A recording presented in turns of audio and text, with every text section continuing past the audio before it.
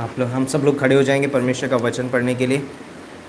उससे पहले हम अल्केश के यहाँ पर कल बेटी का जन्म हुआ है ना, एक नया सदस्य घर में जुड़ गया है, तो उसके लिए भी परमेश्वर का धन्यवाद देंगे। कॉन्ग्रेचुलेशंस अल्केश।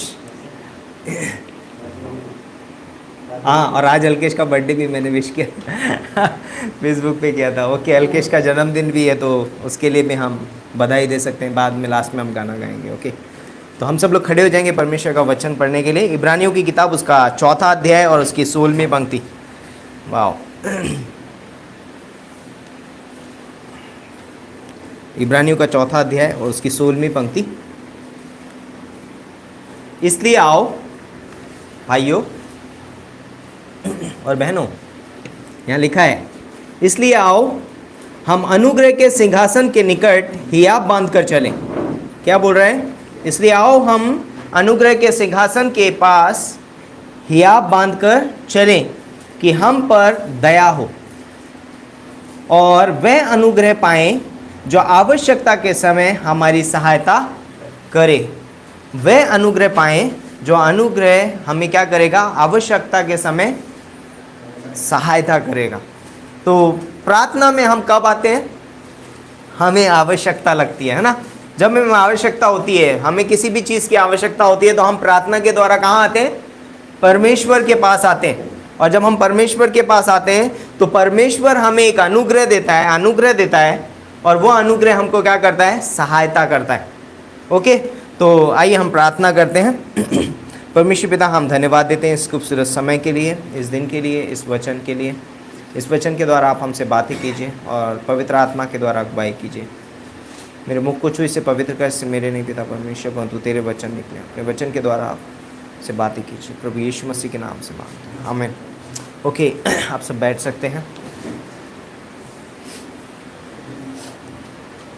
तो एक विश्वासी के लिए एक सुनहरा अवसर है ना। इवन इस संसार के प्रत्येक व्यक्ति के पास एक सुनहरा अवसर है कि परमेश्वर आज अनुग्रह के सिंहासन पर बैठा है और परमेश्वर एक खुला निमंत्रण है। यहाँ इब्रानियों की किताब में एक खुला निमंत्रण है हर एक व्यक्ति की, है ना, कि जो भी हो, कोई भी व्यक्ति उस अनुग्रह के सिंहासन के पास जा सकता है और अनुग्रह पा सकता है आवश्यकता के समय। तो और एक विश्वासी के लिए खास तौर से हम जानते हैं कि अनुग्रह जो है, अनुग्रह की परिभाषा मालूम है सबको। अनुग्रह की परिभाषा, जिस चीज़ के हम लायक नहीं थे वो हमें मिला है ना। जिस चीज़ के हम लायक नहीं थे परमेश्वर ने वो हमको दिया है और वो है अनुग्रह। तो अनुग्रह की परिभाषा ये है। और बोलते हैं कि अनुग्रह जो है परमेश्वर सिर्फ विश्वासियों पर नहीं करता है ना। हम सोचेंगे हम विश्वासी हैं, सिर्फ हमें विश्वासियों का अनुग्रह मिलेगा। परमेश्वर सारे जगत पे अपना अनुग्रह दिखाता है। किस पे? सारे जगत पे। यानी कि बोलते हैं कि 3 प्रकार के अनुग्रह हैं। कितने प्रकार के? 3 प्रकार के। पहला है सामान्य अनुग्रह, जो सभी के लिए है, चाहे वो विश्वासी हो या अविश्वासी है ना। जब बारिश होती है तो सारे खेतों पे गिरती है। जब सूरज उदय होता है तो सभी लोगों को सूरज की रोशनी लगती है। जब हवा चलती है तो सारे लोगों को लगती है, विश्वासियों को ही नहीं लगती है, सबको, है ना। जब हम सर्दी महसूस करते हैं, मौसम है, तो ये सब कुछ क्या है? परमेश्वर का अनुग्रह। हम अपने जीवन में, इस संसार में जो कुछ भी पाते हैं वो परमेश्वर के अनुग्रह से पाते हैं, है ना। जो भी आज इस दुनिया में जो भी खेती होती है, परमेश्वर वर्षा देता है, जो अन्न उपजाया जाता है, खेती में से जो अन्न आता है बाहर, वो सब परमेश्वर के अनुग्रह से है। और वो अनुग्रह क्या है? एक सामान्य अनुग्रह जो सभी को दिया जाता है। और एक है विशेष अनुग्रह। विशेष अनुग्रह जो है वो विश्वासियों को मिला है ना। विशेष अनुग्रह एक विश्वासी को है कि जिसने यीशु मसीह को अपने उद्धारकर्ता के रूप में ग्रहण किया है, इफिसियों के 2:8 के हिसाब से, कि विश्वास के द्वारा अनुग्रह से तुम्हारा उद्धार हुआ है। आपके पास एक विशेष अनुग्रह है। एक होता है सर्वोच्च अनुग्रह, एक तरीके से जब परमेश्वर किसी व्यक्ति हो सकता है उसको भी विशेष बोल सकते हैं, सर्वोच्च अनुग्रह। जब कोई व्यक्ति को परमेश्वर अपनी महिमा के लिए इस्तेमाल करना चाहता है तो उसे वो तीसरे टाइप का अनुग्रह देता है, विशेष एक सर्वोच्च अनुग्रह देता है उसको, है ना। और वो अनुग्रह में वो क्या करता है? व्यक्ति कार्य करता है परमेश्वर का। आज हम जो मिनिस्ट्री कर रहे हैं, जो भी सेविकाई कर रहे हैं, हम जहाँ भी मिशन फील्ड में हैं, ये हमारी काबिलियत की वजह से नहीं है, ये परमेश्वर के अनुग्रह की वजह से। परमेश्वर ने उसके अनुग्रह से हमको क्या किया है, चुना है। तो वो अनुग्रह जो है, बोलता है कि ये अनुग्रह का सिंहासन परमेश्वर ने हमारे लिए ओपन किया है, खोला है ना, एक मार्ग बना दिया है। और वो किसके द्वारा बनाया गया है? प्रभु यीशु मसीह के द्वारा, है ना। प्रभु यीशु मसीह जब इस धरती पे आया तो बोलते हैं कि पहले व्यवस्था क्या बोलती है? आँख के बदले आँख, दांत के बदले दांत, है ना। कोई दया नहीं है, कोई दया नहीं है। आपने आँख फोड़ी है, आपकी आँख फोड़ी जाएगी, कोई दया नहीं है। लेकिन यहाँ पर हम पहली चीज़ यहाँ पर जो पाते हैं वो है, क्या है? आओ हम अनुग्रह के सिंहासन के पास याब बांध कर चलें कि हम पर दया हो। अनुग्रह के सिंहासन पर क्या है? दया है। जिस चीज़ के हम लायक थे वो हमको वहाँ पर नहीं मिलने वाला है। आप और मैं कितने भी बड़े पापी हो सकते हैं, हम कितनी भी गलतियाँ कर सकते हैं, उसका परिणाम हमको नहीं भुगतना पड़ेगा उस अनुग्रह के सिंहासन पे। उस अनुग्रह के सिंहासन पे हमें वो परिणाम भुगतना नहीं पड़ेगा, इसलिए हम हियाब बांध कर जा सकते हैं। तो जब आप सिंहासन के बारे में सोचते हैं, जब आप एक सिंहासन जब माइंड में आता है तो क्या आता है सिंहासन के बारे में? लाइक कोई राजा, है ना, या कोई अधिकारी बैठा होगा, है ना। न्याय की बात समझ में आती है कि न्यायी, कोई वहाँ न्यायी बैठा होगा, है ना, एक राजा बैठा होगा, एक अधिकारी बैठा होगा। और वहाँ पर क्या होगा? वहाँ पर लोगों का न्याय किया जा रहा होगा, या लोगों को कुछ लाइक अलग तरीके से वहाँ पर उपाय निकाले जा रहे होंगे। ऐसा हमारे माइंड में आता है। पहले समय में लोग जब राजा रहते थे तो राजा वहाँ पर, आम आदमी वहाँ पर डायरेक्टली एंट्री नहीं कर सकता, है ना, कि अरे मेरा दिल कर रहा है मैं राजा से मिल के आता हूँ, चलो। ऐसा हो सकता था? नहीं हो सकता था। कोई व्यक्ति ऐसे डायरेक्टली मुंह उठा के डायरेक्टली जा नहीं सकता था। उसे एक व्यक्ति की ज़रूरत पड़ेगी जो उसके लिए राजा से जाकर परमिशन ले, है ना। एक व्यक्ति की ज़रूरत, बिचवई की ज़रूरत पड़ेगी, या वो एक ऐसे व्यक्ति को जानता हो जो राजा के घर का हो, ताकि उसके थ्रू वो वहाँ पहुँच सके और अपनी विनती, अपनी दरख्वास्त वहाँ पर रख सके। तो आज यहाँ पर बोलता है कि इस समय आज हमारे पास इब्रानियों का 4 अध्याय उसकी 14वीं पंक्ति और 15वीं पंक्ति में लिखी है, सो जब हमारा ऐसा बड़ा महायाजक है जो स्वर्गों से होकर गया है, अर्थात परमेश्वर का पुत्र यीशु मसीह, तो आओ हम अपने अंगीकार को दृढ़ता से थामे रहें, क्योंकि हमारा ऐसा महायाजक नहीं जो हमारी निर्बलताओं में हमारे साथ दुखी ना हो सके, वरन वह सब बातों में हमारी नाई परखा तो गया तो भी निष्पाप निकला। हमारे पास एक महायाजक है। पुराने नियम में एक व्यक्ति ने यदि पाप कर दिया है तो वो कहाँ पर जाएगा? वो अपनी भेड़, बकरी, मेमना लेगा और याजक के पास जाएगा और याजक को बोलेगा कि याजक मैंने ऐसा ऐसा किया है, और याजक उसको क्या करेगा? याजक उस बछड़े को, इस मेमने को उसके हाथ से लेगा और परमेश्वर के सामने बलि करेगा। बट वो डायरेक्टली परमेश्वर तक नहीं पहुंच सकता, उसे एक याजक की ज़रूरत थी।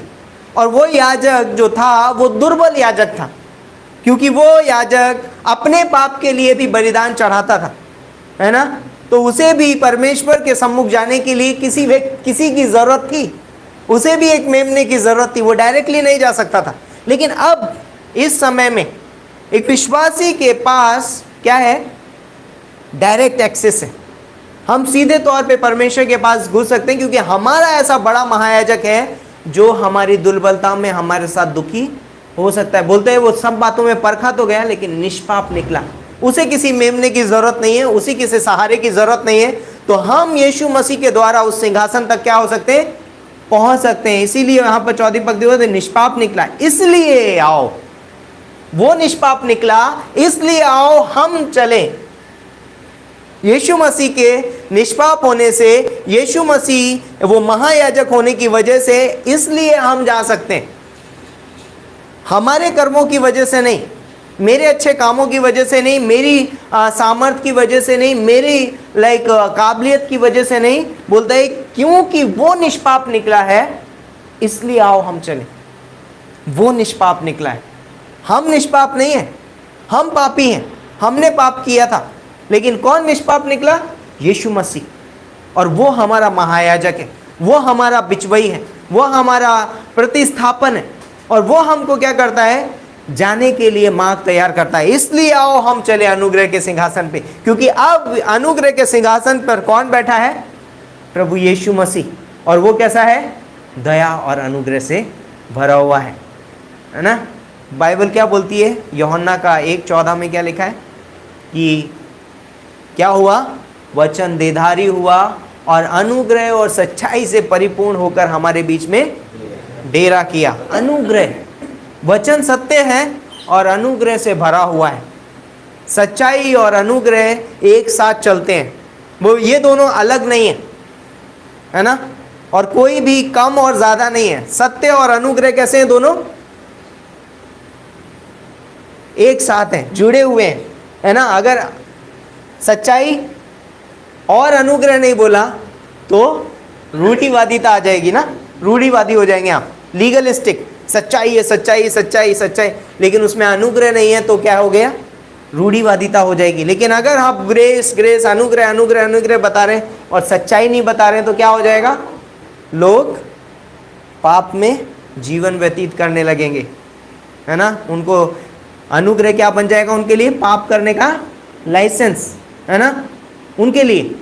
लेकिन यहां पर बोलता है कि अनुग्रह और सच्चाई दोनों एक साथ क्या है, जुड़ी हुई हैं। इसलिए पौलुस बोलता है कि लाइक यस, हम कह सकते हैं पौलुस, इब्रानियों का लेखक अज्ञात है लेकिन लिखावट की वजह से हम क्या कह सकते हैं, पौलुस। तो पौलुस लाइक बोल सकते हैं, परमेश्वर बोलता है अपने वचन में, है ना।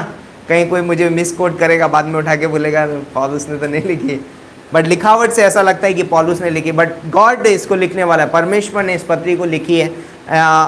लेखक जो है वो अज्ञात है ना, अभी तक पता नहीं है किसने लिखा है, वरना बहुत सारे ऑथर बोलते हैं कि ये लिखावट की वजह से ऐसा लगता है कि ये पौलुस ने ये पत्री लिखी होगी। ओके, तो लेखक इस तरीके से बोलता है कि इसलिए क्योंकि वो निष्पाप निकला, इसलिए आओ हम अनुग्रह के सिंहासन के पास हियाब बांधकर चलें। तो बोलते हैं कि एक विश्वासी तब तक अनुग्रह से वंचित रहेगा जब तक वो आवश्यकता के समय में ना पहुंच जाए। एक विश्वासी तब तक अनुग्रह से कैसा रहेगा, वंचित रहेगा, जब तक वो उसकी आवश्यकता को महसूस नहीं करता है। लाइक इस दुनिया में बहुत सारे लोग हैं जिनको अनुग्रह नहीं चाहिए, है ना। बहुत सारे लोग हैं इस दुनिया में जिनको अनुग्रह नहीं चाहिए, और बहुत सारे लोग हैं जो लोग अनुग्रह की आवश्यकता को महसूस ही नहीं करते हैं। ओके, तो हमें महसूस करना ज़रूरी है कि हमें अनुग्रह की आवश्यकता है। कब कब हमें अनुग्रह की आवश्यकता है, कब हमें अनुग्रह की आवश्यकता होती है, हर समय। लाइक अनुग्रह की आवश्यकता हमें क्या है, हर समय, हर समय हमें आवश्यकता है अनुग्रह की। लाइक कुछ चीज़ें हैं जो हमें अनुग्रह के सिंहासन के पास जाने से रोकती हैं। कुछ चीज़ें जो एक व्यक्ति को अनुग्रह के सिंहासन के पास जाने से रोकती हैं। नंबर 1,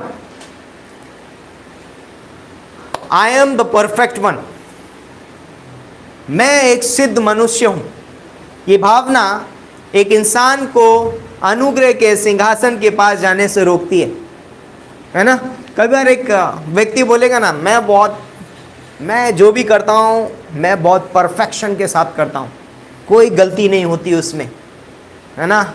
मैं कभी ये नहीं करता हूँ, मैं कभी वो नहीं करता हूँ, मैं ऐसा जीवन जीता हूँ, मैं बहुत अच्छा आदमी हूँ, मैं स्वयं सिद्ध हूँ। लाइक उसने अपने मन में ये ठान लिया है कि मैं क्या हूँ, एक सिद्ध व्यक्ति हूँ। और जो सिद्ध व्यक्ति है वो क्या बोलता है कि मुझे अनुग्रह की आवश्यकता नहीं है, इसलिए वो व्यक्ति अनुग्रह पे सिंहासन के पास कभी नहीं जाता है ना। वो उसको स्वयं की सिद्धता जो है वो उसको क्या करती है, रोकती है। वो व्यक्ति बोलता है कि मैं सब कुछ कर सकता हूँ मेरी सामर्थ्य से, है ना। वो व्यक्ति क्या बोलता है, मैं सब कुछ कर सकता हूँ मेरी सामर्थ्य से। लेकिन पौलुस क्या बोलता है फिलिपियों के 4:13 में, मैं सब कुछ कर सकता हूँ उसमें जो मुझे सामर्थ्य देता है।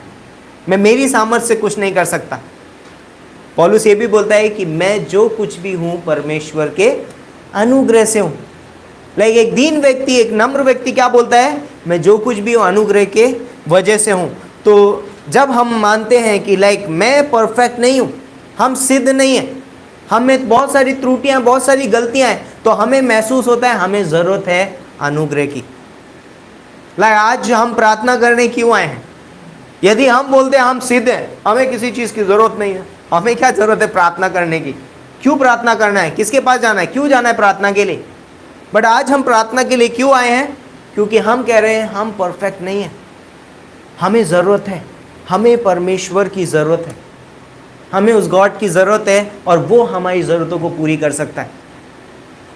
हम सिर्फ मटेरियल चीज़ों के लिए आपने और मैंने यहाँ पर क्यों लिखा है कि आओ हम अनुग्रह के सिंहासन के पास चलें, और यहाँ पर बोलता है कि आवश्यकता के समय हमारी सहायता कर सकता है कौन? अनुग्रह। हमें क्यों आवश्यकता है? आपने और मैंने कुछ भी कमा के नहीं रख दिया परमेश्वर के पास में, मैंने कुछ ऐसा करके नहीं रख दिया परमेश्वर के पास में जाके कि मैं लिस्ट बनाऊं, परमेश्वर मैंने जो दिया था ना परसों तरसों 2 साल पहले वो थोड़ा सा वापस देना है ना। हम ऐसा नहीं जाते परमेश्वर के पास प्रार्थना में। प्रार्थना है परमेश्वर का जो प्रति उत्तर है वो अनुग्रह का है। मैंने कुछ कमाया नहीं, मेरी अच्छाइयों की वजह से मैं परमेश्वर के पास प्रार्थना करने के लिए नहीं जा रहा हूँ, मेरे भले कामों की वजह से नहीं, मैंने कुछ कमा के परमेश्वर के पास नहीं रखा है, लेकिन मैं क्यों जा रहा हूँ? मुझे ज़रूरत है।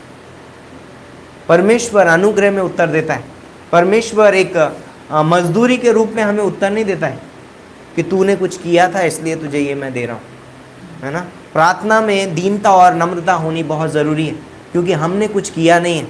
कई बार लोग बड़ा चढ़ा के बातों को कई बार आपकी प्रॉब्लम इतनी सी होती है ना, और आप उसमें पूरे बहुत सारे शब्दों को जोड़ करके प्रॉब्लम को इतना बड़ा करके दिखा देते हैं ना। हम लोग होता है कई बार, बहुत सारे लोग होते हैं, छोटी चीज़ हुई होगी उनके जीवन में, लेकिन ऐसा हो गया था वैसा हो गया था, बहुत बड़ा उसका पिक्चर बनाएंगे और वो पिक्चर प्रस्तुत करते हैं लोगों के सामने। नहीं, परमेश्वर बोलता है कि हम जब जाते हैं तो दीन और नम्रता के साथ, यस गॉड मेरे पास ये है, मुझे इस चीज़ की ज़रूरत है। हमारी प्रार्थनाएं कैसी होनी चाहिए? स्पेसिफिक, जितना है उतना, है ना, बड़ा चढ़ा के नहीं बोलने का है हमको।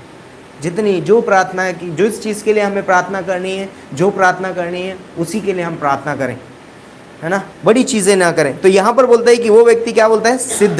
सिद्ध है, इसीलिए वो परमेश्वर की ज़रूरत या अनुग्रह की ज़रूरत को महसूस नहीं करता है।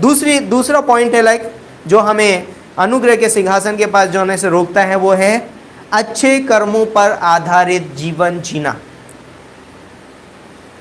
जो व्यक्ति अच्छे कर्मों पर आधारित जीवन जीता है वो कभी भी अनुग्रह की आवश्यकता महसूस नहीं होने करेगा, या अच्छे कर्मों पर आधारित जीवन कभी भी अनुग्रह की आवश्यकता महसूस नहीं होने देगा आपके जीवन में। आपको कभी लगेगा ही नहीं कि आपको अनुग्रह चाहिए, क्योंकि आप तो बहुत अच्छे हैं, द गुड पर्सन, अच्छे काम करने वाले, है ना। लेकिन परमेश्वर के सामने हमारे अच्छे काम, यशाया का 64:6 में लिखा है, 64:6 में, यशाया का 64:6 में, कि हमारे धर्म के काम परमेश्वर की नज़र में मैले चित्रों के समान है। किसके समान है? मैले चित्रों के समान। जो मनुष्य सोच रहा है कि मैं बहुत अच्छा काम कर रहा हूँ, वह एक्चुअल में परमेश्वर को नाराज़ कर रहा है। जो अच्छे कर्मों पर आधारित अपने जीवन को जीता है वो परमेश्वर को क्या कर रहा है? खुश नहीं कर रहा है। वो सोच रहा है मैं परमेश्वर को खुश कर रहा हूँ, ओ देखो मैंने कितना अच्छा काम किया, परमेश्वर बहुत खुश होगा। परमेश्वर खुश नहीं होता। इब्रानियों का 11:6 में लिखा है कि विश्वास बिना परमेश्वर को प्रसन्न करना अनहोना है। जब हम विश्वास से परमेश्वर के सामने आते हैं, है ना, उस अनुग्रह के सिंहासन के पास पहुंचते हैं, तब परमेश्वर प्रसन्न होता है। वाह। और बोलता है, तब हमको क्या करता है? वो हमें निकाल के क्या देता है? अनुग्रह देता है। ये ले मेरा अनुग्रह तेरे लिए काफ़ी है। पौलुस बोलता है मैं मेरे देह में से एक कांटा निकाल दीजिए। परमेश्वर बोलता है मेरा अनुग्रह तेरे लिए काफ़ी है, ले मेरा अनुग्रह। किस व्यक्ति को देता है? जो परमेश्वर के पास विश्वास के द्वारा जाता है ना। हम कर्मों के द्वारा कभी भी अनुग्रह की आवश्यकता को महसूस नहीं करेंगे। ऐसा व्यक्ति हमेशा क्या रहता है? अनजान रहता है।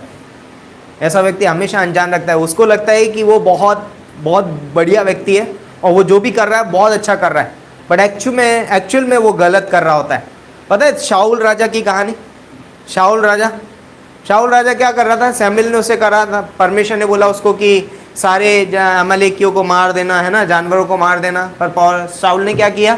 सब कुछ छुपा के रख लिया, है ना, अच्छे और फिर बोलता है कि मैं लाइक परमेश्वर के लिए रखा है। परमेश्वर बोलता वो मैं इससे प्रसन्न नहीं हो रहा हूँ।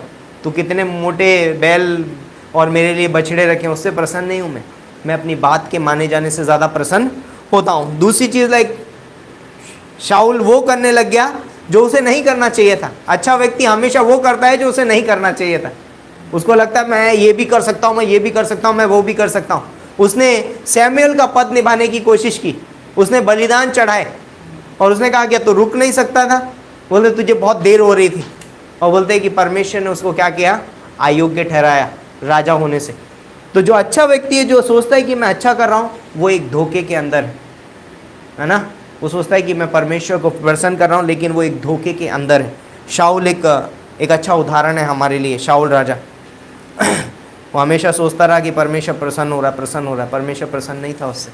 परमेश्वर प्रसन्न नहीं था। परमेश्वर अपनी बात के माने से जाने से ज़्यादा प्रसन्न होता है। तीसरा जो पॉइंट है वो है रूढ़िवादिता। क्या है? रूढ़िवादिता। नियम कायदे कानून से जीने वाला व्यक्ति, जिसके पास नियम है, कायदे कानून है, ऐसा ऐसा ठक ठक ठक, वो व्यक्ति क्या है? कभी भी अनुग्रह की आवश्यकता को महसूस नहीं करेगा। नियम कायदे कानून वाला व्यक्ति है ना, वो क्या बोलता है? वो व्यक्ति इतना कठोर होता है कि वो कभी भी किसी को भी गलती के होने के लिए, कोई भी गलती होने के लिए वो कभी भी किसी को क्षमा नहीं करता है। और इवन वो दूसरों को ही नहीं, परंतु वो अपने आप को भी क्षमा नहीं कर पाता है। लीगलिस्टिक व्यक्ति जो होता है वो इतना कठोर हो जाता है कि वो जब कोई व्यक्ति गलती करता है, इवन उससे भी कोई गलती हो जाती है, तो वो दूसरों को भी क्षमा नहीं कर पाता है, इवन अपने आप को भी क्षमा नहीं कर पाता है। नहीं कर पाता है, वो लीगलिस्टिक व्यक्ति है। उदाहरण आता है कोई माइंड में? क्षमा मांगेगा भी नहीं, है ना, और वो बोलता है कि अपने आप को भी चोट पहुंचाता है। कोई उदाहरण ध्यान में आता है? यहूदा इस्करियोती देख सकते हैं हम। यहूदा इस्करियोती वो अपने आप को क्षमा ही नहीं कर पाया और ना ही परमेश्वर से क्षमा मांगने गया। यीशु मसीह से भी क्षमा नहीं मांगी, क्योंकि वो लीगलिस्टिक था। उसको लगता था ओ ये इत्र था, इसको अगर ऐसे करके बेचा जाता तो इतने में आ जाता था, ऐसा हो सकता था, ऐसा करना चाहिए था, ऐसा क्यों किया? ग्रेस उसको पता ही नहीं था, अनुग्रह नहीं पता था उसको, बहुत लीगलिस्टिक था। इसलिए जब उसने कोई गलती की तो उसने अपने आप को मौत का हकदार समझा और इसलिए उसने सुसाइड किया। तो कई बार जब बोलते हैं कि लीगलिस्टिक व्यक्ति जो है वो क्या करता है? वो बहुत ही कठोर हो जाता है और बोलते हैं कि लीगलिज्म जो है वो एक ऐसा पत्थर है। मैं अभी सोच रहा था लीगलिज्म एक ऐसा पत्थर है जो कभी भी निर्माण नहीं करता है, परंतु हमेशा चोट पहुंचाता है। ऐसा पत्थर देखा है जो हमेशा ठोकर लगता है, चोट लगती हो जिससे, पर वो कभी भी किसी निर्माण के काम नहीं आता है। लीगलिज्म कभी भी लोगों का निर्माण नहीं करेगा। लीगलिस्टिक है ना, रूढ़िवादिता कभी भी लोगों का निर्माण नहीं करेगी, परंतु वो हमेशा दूसरों को चोट पहुंचाएगी। लीगलिस्टिक। इसलिए आओ हम अनुग्रह के सिंहासन के पास चलें, क्योंकि हमें अनुग्रह चाहिए, क्योंकि वो अनुग्रह क्या बनाएगा? हमको दीन और नम्र बनाएगा, है ना। अनुग्रह हमको दीन और नम्र बनाएगा। तो इब्रानियों का 7:19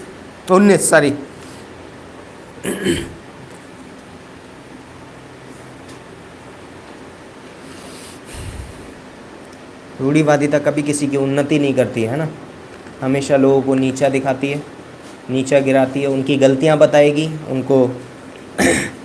इब्रानियों का 7:19, इसलिए कि व्यवस्था ने किसी बात की सिद्धि नहीं की और उसके स्थान पर एक ऐसी उत्तम आशा रखी गई है जिसके द्वारा हम परमेश्वर के समीप जा सकते हैं। किसके बारे में? पुराने नियम में आपको मालूम है, मत्ती का 23वां अध्याय और उसकी दूसरी पंक्ति पढ़ेंगे तो वहां पर मूसा की कुर्सी लिखी है। वहां पर मूसा की कुर्सी, मंदिर में एक कुर्सी हुआ करती थी मूसा की, व्यवस्था रखी जाती थी वहाँ पर, स्क्रोल्स, है ना, व्यवस्था वहाँ होती थी, व्यवस्था की पुस्तक। तो जो रब्बी लाइक वो जो होते थे फरीसी लोग, उस पर बैठा करते थे, वहाँ से प्रचार करते थे। लाइक यीशु मसीह एक प्रचार करने गया और फिर बोलता है कि फिर वो बैठ गया। अब वो क्या हो गया, अब वो अनुग्रह के सिंहासन पे बैठे। अब वो सिंहासन अब व्यवस्था का सिंहासन नहीं, अब वो अनुग्रह का सिंहासन बन गया। तो आज यीशु मसीह लाइक इब्रानियों के 4:16 में आज यीशु मसीह ने उस व्यवस्था की कुर्सी को आज क्या बना दिया है, अनुग्रह का सिंहासन बना दिया है हमारे लिए। आज यीशु मसीह वहाँ पर बैठा हुआ है। बोलता है कि वो ऊंचे पे चढ़ गया और वो सिंहासन पर बैठा हुआ है, वो ऊंचे पे बैठा हुआ है। बोलता है कि व्यवस्था की जो कुर्सी थी वो बोलती थी कि आँख के बदले आँख और दांत के बदले दांत, लेकिन जो अनुग्रह का सिंहासन है वो दया और क्या देता है, अनुग्रह प्रदान करता है। अंत में कुछ चीज़ें, अनुग्रह जो है वो क्या बोलता है यहाँ पर, अगली चीज़ बोलता है अनुग्रह दया देता है। दूसरी चीज़, अनुग्रह जो है वो हमारा सहायक है। क्या है, अनुग्रह हमारा सहायक है, वो हमारी सहायता करता है। लाइक अनुग्रह जो है वो हमारी क्या करता है, सहायता करता है। किन किन चीज़ों में, लाइक वो हमें प्रार्थना करने में सहायता करता है। अनुग्रह हमें परमेश्वर का वचन पढ़ने में मदद करता है, उसको समझने में मदद करता है। अनुग्रह जो है वो हमें कलीसिया की स्थापना करने में मदद करता है। अनुग्रह हमें सुसमाचार बांटने के लिए मदद करता है।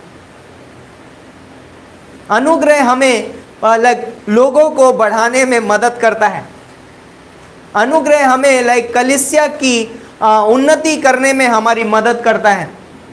अनुग्रह, तो अनुग्रह जो है वो हमारा सहायक है। अनुग्रह हमें हमारे बच्चों का पालन पोषण करने के लिए हमारी मदद करता है। अनुग्रह जो है वो हमारे परिवार को चलाने में हमारी मदद करता है। अनुग्रह मुझे एक अच्छा पति बनने में मदद करता है। अनुग्रह मुझे एक अच्छा बेटा बनने में मदद करता है। अनुग्रह मुझे एक अच्छा भाई, अच्छा बहन, अच्छे माँ बाप बनने में क्या करता है, मदद करता है। अनुग्रह हमारा सहायक है। बोलता है कि आवश्यकता के समय हमारी सहायता करे। कौन करता है, अनुग्रह।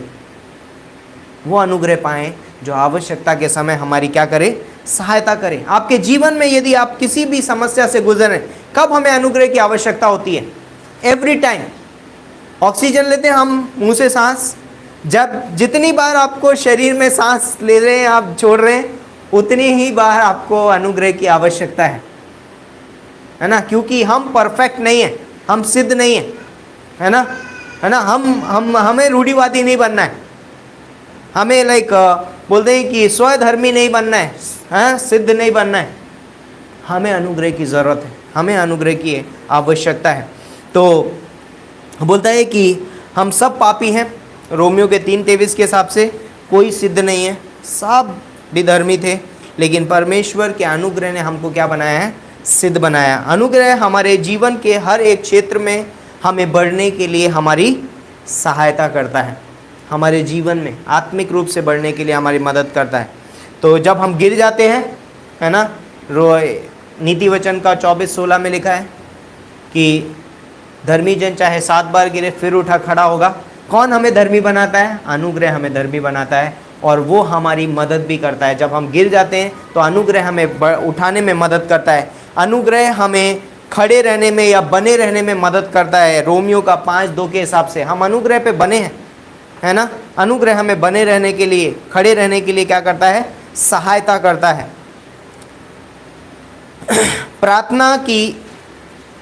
प्रार्थना का भाव हमें अनुग्रह के सिंहासन के पास ले जाता है। प्रार्थना का भाव हमें अनुग्रह के सिंहासन पर ले जाता है, और वहाँ हमें अनुग्रह मदद करता है प्रार्थना करने के लिए, है ना। हमारी ज़रूरतों को पूरा करने के लिए अनुग्रह हमें क्या करता है, मदद करता है। तो जब हम आज एक व्यक्ति दिखा रहा है, अपने मन से कहता है परमेश्वर मुझे आपकी ज़रूरत है, तो वो क्या करता है, परमेश्वर के अनुग्रह के सिंहासन के पास जाता है, और वहाँ पर उसे अनुग्रह क्या करता है, मदद करता है। आज हम प्रार्थना में जब हम परमेश्वर के सिंहासन के पास जाएंगे, वह अनुग्रह हमको मदद करेगा हमारी प्रार्थनाओं को सुनने के लिए, हमारी प्रार्थनाओं का उत्तर देने के लिए, और हमें परमेश्वर की इच्छा को समझने के लिए। तो क्यों ना हम परमेश्वर की इच्छा में आज प्रार्थना करें और हम उस अनुग्रह के सिंहासन पे जाएं जो हमारी सहायता कर सकता है। आज हमें आवश्यकता है तो अनुग्रह हमें सहायता करेगा, है ना। हम प्रार्थना की आवश्यकता है, जो भी हमारी आवश्यकता हो हमें अनुग्रह के सिंहासन पे रखना है, क्योंकि अनुग्रह हमें मदद करेगा, हमारी सहायता करेगा। आमीन। आइए हम प्रार्थना करते हैं। परमेश्वर पिता, हम धन्यवाद देते हैं इस खूबसूरत समय के लिए, इस दिन के लिए धन्यवाद देते हैं, तेरे प्रेम तेरे अनुग्रह के लिए। दाऊद एक अनुग्रह का व्यक्ति था पिता परमेश्वर। यस, धन्यवाद देते हैं पिता परमेश्वर, धन्यवाद करते हैं, आपके नाम को ऊंचा उठा दें पिता परमेश्वर। आप हमें सिखाइए, आप हमें वो अनुग्रह का व्यक्ति बनाइए पिता परमेश्वर, और हमें उस अनुग्रह के सिंहासन पे पिता परमेश्वर जाने में मदद कीजिए पिता परमेश्वर। हमारे जीवन के हर एक क्षेत्र में आपका अनुग्रह हमारी सहायता करता है, हमें बढ़ाने में, तेरे पीछे चलने में पिता परमेश्वर, बाइबल कॉलेज करने में, तुझे समझने में, कलीसिया में आने में, और हर एक स्थान में तेरे सुसमाचार को ले जाने में अनुग्रह सहायता करता है पिता परमेश्वर। धन्यवाद करते हैं, आगे का समय तेरे हाथों में सौंपते हैं। प्रार्थना हमारे उद्धारकर्ता प्रभु यीशु मसीह के नाम से मांगते हैं, आमीन।